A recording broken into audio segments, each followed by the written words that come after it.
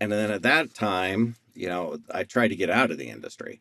I decided that I was burned out, tired, and wanted to just go do my own thing. And Now, I, how old were you when that happened? I was 38, 39. Okay. So Yeah. Yeah. 40-year midlife Yeah. crisis, burnout, Midlife all the above. crisis. It was midlife Same, same. crisis. Yeah. I had, Yep. we started a little later in life with kids, and my kids were, in elementary school, and I just didn't feel like I was seeing them. I was spending a lot of time at the office and that sort of thing. Hmm. And so I said to my wife, I got to do something different. I always liked working with my hands. I wanted to be an artist. I wanted to do that kind of thing. And I liked working with my hands. I said, you know what, hon? We always need money. And being an artist, it's going to take a while. I'm not going to make any money at that for a while. So I need to do something. And so I thought, well, I'll just paint houses. I figured I could paint houses. I knew what a brush was and a paint bucket and could go out and paint houses. And I started doing that, and for friends and people and that sort of thing. And it happened to be, I got calls from several different signage companies and printing companies, graphic companies, and said, "Hey, what are you doing? Come work for us, do sales." I said, "Nope, I'm not going to do this anymore." And they said, "What about installs?" And I said, "Oh, installs I could probably do. I'll figure it out." And I can make that part of it happen. And so I kind of taught myself how to install vinyl and signage, wayfinding systems, how to crane stuff in and put it into place. And, I had some good, uh, there were some good examples and some guys who owned really great signage companies and said, here's how you do it. I remember having to wire up my first channel letters. I totally blew it. And the owner of the company was great. He said, here's how you do it. Showed me how to do it. And I, was running my own kind of company at this time. He liked me. And I always showed up, I always showed up on time and made it work. And so I learned to do a lot of different, pouring foundations and forms and doing all that kind of work at the time.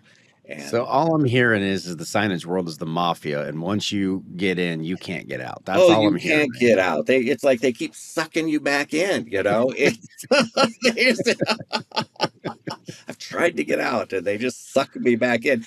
And I think you understand this and anybody in the signage world understands this. It is so cool. It is, even now, every day I get up and like, oh, what's the project for today? Well, what are we doing? And it's, going and doing it. It's always interesting. It's always kind of a fun, creative field. You're always trying to figure something out, depending on what it is, what the project is, especially on the install side. We get handed projects and they're like, hey, we need this done, figure it out. Here's how we think it's going to go and make it happen. And that's the fun part of the business. So I'm going to go backtrack a little bit here. Okay. So you got out of the signage world, and you're doing finance, you're doing install, you're doing project management, you're Hmm. doing sales. You're basically wearing every single hat that could be possible in the signage world. And you said, you know what? Can I just shut my brain off and put color on walls and just slowly move back and forth? Hell, you could bring a 6-pack of beer to work and no one's going to care, and you just paint walls and life is good. Like, I'm not going to lie, the simplicity of that makes me very jealous. Just so simple. Just paint bucket, Hmm. paint, done, move on with our lives. And I get that you can't do it your whole life, but it must have been a very peaceful time in your life for a little bit there. Oh my God, it was so peaceful. It was, you're painting somebody, you're the guy. It was me and maybe another helper at the time sometimes, or just me. I'm painting the exterior of the house, beautiful weather until it started to snow. And, I think that's what drove me indoors in the business, in the sign business too, doing a lot with the interior stuff. We still do some exterior, but weather. But it was so peaceful. It's so simple. And, I've tried to keep that philosophy in my life too now is Yeah. how to make things always simple and make them not complicated Mhm. and follow through with work that way as Well, well. I do love that philosophy. So let's dive into present day here. You have and I'm going to say very unique. It really really is. But I can literally come to you and say, "Hey, I need you to change out the display inside of a grocery store of, I'm going to say 500 locations, and I need it all done on Thursday." And you're going to look at me and go, "Yes, I can handle that." And there's only a handful of people in the world that can say that answer.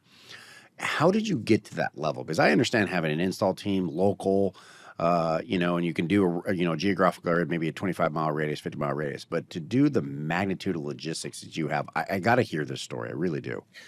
So what happened was I was doing, local installs. I had, a crew of people, I think there was 5 of us at the time. And there was just one of my clients transitioned from one job to another, and they went to work for a grocery store chain, and they were struggling with their 125 stores in their division, getting their POP in place. And that's one of the things that you see it all the time, and we still see it, is that the the company has spent, the marketing department has spent, you know, thousands and thousands of dollars on these campaigns, these marketing campaigns.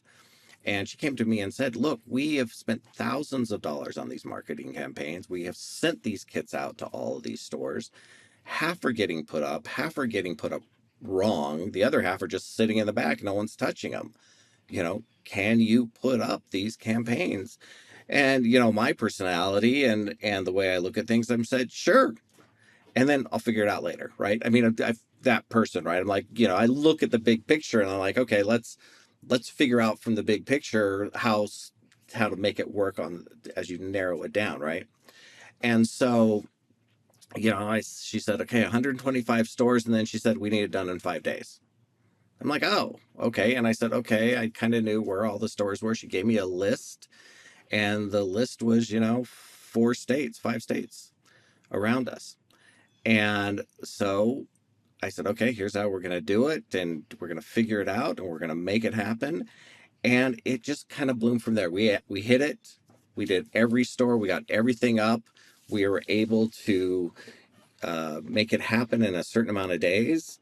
And then, we decided that they shipped everything to the stores. We decided we could pick everything up and then drive it to all the stores, and go from there. And they were so excited about, all their marketing materials were up. And we went from one campaign to another, and then we started to expand. I figured, okay, if we're going to go one division, with so many stores, we can do another division that's got 100 and some stores, and another division that's got 100 and some stores.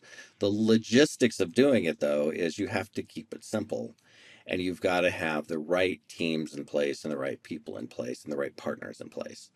And you've got to build the systems to do it and scale it. And you don't want to be as scared, right? Yeah. Yeah, well, I'm. It's funny you say you can't be scared because I'm already scared for you.